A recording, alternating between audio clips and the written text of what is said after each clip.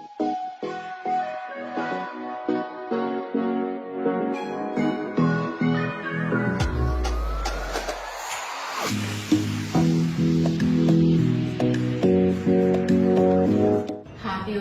I am Dr. Anusha, consultant at Dr. Vijay's Cosmetology and Hair Transplantation Center.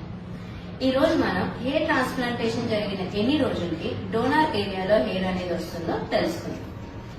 Hair transplantation జరిగిన వెంటనే general గా donor ఏరియాలోని మనకు కొంచెం వాపు నొప్పి అనేది ఉంటుంది.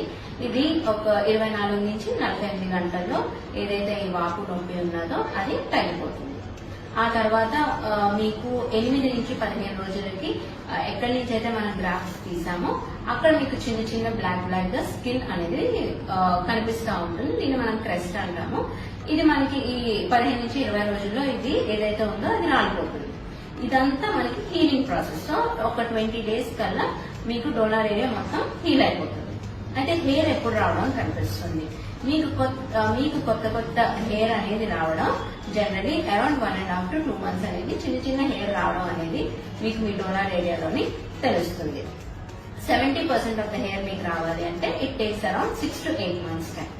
కంప్లీట్ గా నార్మల్ హెయిర్ రావాలి అంటే అరౌండ్ 9 to 12 months టైం అనేది పడుతుంది.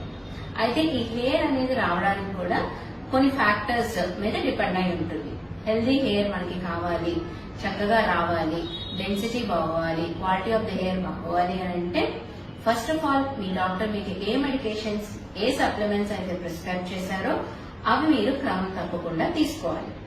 నెక్స్ట్ మీరు ఫాలో అయ్యే diet, it should be a high protein diet.